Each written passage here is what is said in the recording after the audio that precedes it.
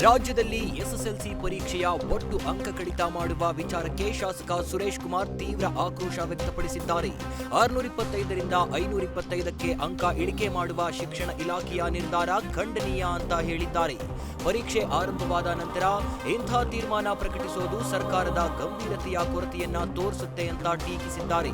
ಹಿಂದಿ ವಿಷಯವನ್ನ ಮೌಲ್ಯಾಂಕದಿಂದ ಕೈಬಿಡುವುದು ವಿದ್ಯಾರ್ಥಿ ವಿರೋಧಿ ಕ್ರಮವಾಗಿದ್ದು ಮಕ್ಕಳ ಪರಿಶ್ರಮಕ್ಕೆ ದ್ರೋಹವಾಗಿದೆ.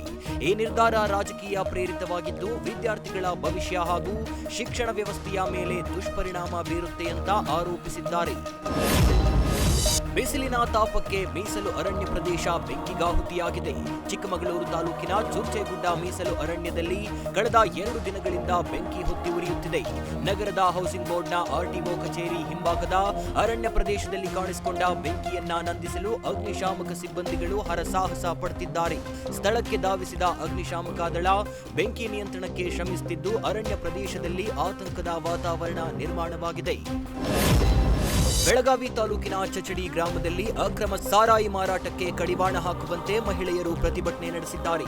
ಬೆಳಗಾವಿ ಪ್ರಾದೇಶಿಕ ಕಚೇರಿ ಮುಂಭಾಗದಲ್ಲಿ ನಡೆದ ಪ್ರತಿಭಟನೆಯಲ್ಲಿ ಗ್ರಾಮದಲ್ಲಿನ ಅನೇಕ ಅಂಗಡಿಗಳಲ್ಲಿ ಅಕ್ರಮ ಸಾರಾಯಿ ಮಾರಾಟ ನಡೆಯುತ್ತಿರುವುದರಿಂದ ಕುಟುಂಬಗಳ ಶಾಂತಿ ಹಾಗೂ ನೆಮ್ಮದಿ ಹಾಳಾಗ್ತಿದೆ ಅಂತ ಆಕ್ರೋಶ ವ್ಯಕ್ತಪಡಿಸಿದ್ದಾರೆ.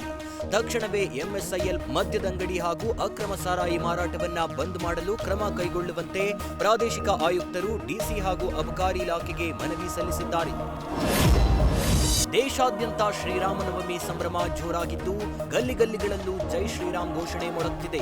ಜಿಲ್ಲೆಯ ಬಾಗೇಪಲ್ಲಿ ತಾಲೂಕಿನ ರಾಮೋಜಿಪಲ್ಲಿ ಗ್ರಾಮದಲ್ಲಿ ಅಯೋಧ್ಯೆ ಮಾದರಿಯಲ್ಲಿ ಶ್ರೀರಾಮ ಪಟ್ಟಾಭಿಷೇಕವನ್ನ ಅದ್ದೂರಿಯಾಗಿ ಆಚರಿಸಲಾಯಿತು. ಸೀತಾ, ಲಕ್ಷ್ಮಣ ಹಾಗೂ ಹನುಮರೊಂದಿಗೆ ಅಲಂಕೃತಗೊಂಡ ರಾಮನ ವಿಗ್ರಹಗಳು ಭಕ್ತರ ಕಣ್ಮನ ಸೆಳೆದ್ವು. ತ್ರೇತಾಯುಗದಲ್ಲಿ ಶ್ರೀರಾಮಚಂದ್ರ ಇಲ್ಲಿ ನಡೆದಾಡಿದ್ದ ಎಂಬ ನಂಬಿಕೆಯಿಂದ ಈ ಗ್ರಾಮದಲ್ಲಿ ಪ್ರತಿ ವರ್ಷವೂ ವಿಶೇಷವಾಗಿ ರಾಮನವಮಿ ಆಚರಣೆ ನಡೆಯುತ್ತೆ. ಈ ಬಾರಿ ಹರಿನಾಥ್ ರೆಡ್ಡಿ ನೇತೃತ್ವದಲ್ಲಿ ಹೋಮ ಹವನಗಳು ನೆರವೇರಿಸಲಾಯಿತು. ತಮಿಳುನಾಡಿನ ಕುಂಭಕೋಣದಿಂದ ಬಂದ ಅರ್ಚಕರು ವಿಶೇಷ ವಿಗ್ರಹಗಳಿಗೆ ಪೂಜೆ ಸಲ್ಲಿಸಿ ಭಕ್ತಿ ಭಾವದ ವಾತಾವರಣ ನಿರ್ಮಿಸಿದ್ರು. ಚಿಕ್ಕಬಳ್ಳಾಪುರ ಜಿಲ್ಲೆಯಲ್ಲಿ ಅಭಿವೃದ್ಧಿ ಹೆಸರಿನಲ್ಲಿ ಜಾರಿಯಾದ ನೀರಿನ ಯೋಜನೆ ಬನ್ನಿಕುಪ್ಪೆ ಗ್ರಾಮಸ್ಥರ ಪಾಲಿಗೆ ಮರಣ ಶಾಸನವಾಗಿರುವ ಆರೋಪ ಕೇಳಿಬಂದಿದೆ. ಗ್ರಾಮದಲ್ಲಿ ಅಮಾನಿ ಗೋಪಾಲಕೃಷ್ಣ ಕೆರೆಗೆ ಹರಿಯುತ್ತಿರುವ ಎಚ್ಎನ್ ವ್ಯಾಲಿ ನೀರು ಸಂಸ್ಕರಿಸಿದ ಚರಂಡಿ ನೀರಿನೊಂದಿಗೆ ಮಿಶ್ರಣವಾಗಿ ಕುಡಿಯುವ ನೀರನ್ನ ವಿಷಮಯಗೊಳಿಸಿದೆ ಅಂತ ಗ್ರಾಮಸ್ಥರು ದೂರಿದ್ದಾರೆ. ಬನ್ನಿಕುಪ್ಪೆ ಕೆರೆಯ ಸ್ಥಿತಿ ಭೀಕರವಾಗಿದ್ದರೂ ಅಧಿಕಾರಿಗಳು ನಿರ್ಲಕ್ಷ್ಯ ತೋರುತ್ತಿದ್ದಾರೆ ಅಂತ ಗ್ರಾಮಸ್ಥರು ಆಕ್ರೋಶ ವ್ಯಕ್ತಪಡಿಸಿ ತಕ್ಷಣ ಕ್ರಮ ಕೈಗೊಳ್ಳುವಂತೆ ಆಗ್ರಹಿಸಿದ್ದಾರೆ. ಬೆಳಗಾವಿ ಪೊಲೀಸ್ ಇಲಾಖೆಯ ಕಾರ್ಯಾಚರಣೆಯಲ್ಲಿ ಕಳುವಾಗಿದ್ದ ಹಾಗೂ ಕಳೆದು ಹೋಗಿದ್ದ 108 ಮೊಬೈಲ್ ಫೋನ್ಗಳನ್ನ ಮಾಲೀಕರಿಗೆ ಹಸ್ತಾಂತರಿಸಲಾಯಿತು. ಸಿಎಐಆರ್ ಪೋರ್ಟಲ್ನಲ್ಲಿ ದಾಖಲಾಗಿದ್ದ ದೂರುಗಳ ಆಧಾರದ ಮೇಲೆ ಅಥಣಿ, ಕಾಗವಾಡ, ಐಗಳಿ, ಹಾರುಗೇರಿ, ಕುಡಚಿ ಹಾಗೂ ರಾಯಬಾಗ ವ್ಯಾಪ್ತಿಯಲ್ಲಿ ಫೋನ್ಗಳನ್ನ ಪತ್ತೆ ಹಚ್ಚಲಾಗಿದೆ. ಈ ಕುರಿತು ಮಾತನಾಡಿದ ಡಿವೈಎಸ್ಪಿ ಪ್ರಶಾಂತ್ ಮೊನ್ನೊಳ್ಳಿ, ಜಿಲ್ಲೆಯ ವಿವಿಧ ಠಾಣೆಗಳ ತನಿಖೆಯಲ್ಲಿ ಈಗಾಗಲೇ 1000ಕ್ಕೂ ಅಧಿಕ ಮೊಬೈಲ್ಗಳನ್ನ ವಶಕ್ಕೆ ಪಡೆದು ಹಿಂತಿರುಗಿಸಲಾಗಿದೆ ಅಂತ ತಿಳಿಸಿದ್ದಾರೆ. ಚಿತ್ರದುರ್ಗ ಜಿಲ್ಲೆಯ ಮೊಳಕಾಲ್ಮೂರು ವಿಧಾನಸಭಾ ಕ್ಷೇತ್ರದಲ್ಲಿ ಅಕ್ರಮ ಮರಳು ದಂಧೆ ಭಾರೀ ಪ್ರಮಾಣದಲ್ಲಿ ನಡೆಯುತ್ತಿದೆ ಅಂತ ಆರೋಪ ಕೇಳಿಬಂದಿದೆ. ಮಾಚೇನಹಳ್ಳಿ, ಅಶೋಕ ಸಿದ್ದಾಪುರ ಹಾಗೂ ನಾಗಸಮುದ್ರ ಭಾಗಗಳಲ್ಲಿ ಮರಳು ಬ್ಲಾಕ್ಗಳ ಹೆಸರಿನಲ್ಲಿ ಪ್ರಭಾವಿಗಳು ಅಕ್ರಮವಾಗಿ ದಂಧೆ ನಡೆಸುತ್ತಿರುವುದಾಗಿ ಸ್ಥಳೀಯರು ಆರೋಪಿಸಿದ್ದಾರೆ. ಈ ಬಗ್ಗೆ ಚಿತ್ರದುರ್ಗ ಡಿಸಿಟಿ ವೆಂಕಟೇಶ್ ಪರಿಶೀಲನೆ ನಡೆಸಿ ಕ್ರಮ ಕೈಗೊಳ್ಳುವುದಾಗಿ ಭರವಸೆ ನೀಡಿದ್ದಾರೆ. ಶುದ್ಧ ಕುಡಿಯುವ ನೀರು ಪೂರೈಕೆ ವಿಫಲ ಹಿನ್ನೆಲೆ ಎಲ್&ಟಿ ಕಂಪನಿ ಕಚೇರಿಗೆ ಬೀಗ ಜಡಿದು ಪ್ರತಿಭಟನೆ ನಡೆಸಿದ ಘಟನೆ ಹುಬ್ಬಳ್ಳಿ, ಧಾರವಾಡದಲ್ಲಿ ನಡೆದಿದೆ.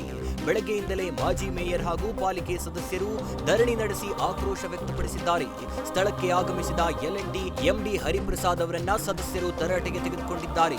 2018ರಲ್ಲಿ ನಿರಂತರ ನೀರು ಸರಬರಾಜು ಯೋಜನೆ ಪಡೆದಿದ್ದರೂ ಬೇಸಿಗೆಯಲ್ಲೂ ಸಮರ್ಪಕ ಪೂರೈಕೆ ಮಾಡುತ್ತಿಲ್ಲ. ಮಾರ್ಚ್ 31ರೊಳಗೆ ನೀರು ಪೂರೈಸುವ ಭರವಸೆ ನೀಡಿದ ಎಂಡಿಗೆ ಗಡುವಿನೊಳಗೆ ಸಮಸ್ಯೆ ಪರಿಹರಿಸದಿದ್ದರೆ ಉಗ್ರ ಪ್ರತಿಭಟನೆ ಮಾಡುವ ಎಚ್ಚರಿಕೆ ನೀಡಿದ್ದಾರೆ. ಅಫ್ಜಲ್ಪುರ ತಹಶೀಲ್ದಾರ್ ಕಚೇರಿಗೆ ಬೀಗ ಹಾಕಿದ್ದ ಅಖಿಲ ಕರ್ನಾಟಕ ಮಹರ್ಷಿ ವಾಲ್ಮೀಕಿ ತಳವಾರ ಸಮಾಜ ಮುಖಂಡರನ್ನ ಪೊಲೀಸರು ವಶಕ್ಕೆ ಪಡೆದಿದ್ದಾರೆ. ಕಳೆದ 1 ವರ್ಷದಿಂದ ಎಸ್ಟಿ ಪ್ರಮಾಣ ಪತ್ರ ನೀಡದ ಹಿನ್ನೆಲೆಯಲ್ಲಿ ಆಕ್ರೋಶಗೊಂಡ ಹೋರಾಟಗಾರರು 3 ದಿನಗಳಿಂದ ಎಸ್ಟಿ ಪ್ರಮಾಣ ಪತ್ರಕ್ಕಾಗಿ ನಿರಂತರ ಹೋರಾಟ ನಡೆಸುತ್ತಿದ್ದರು.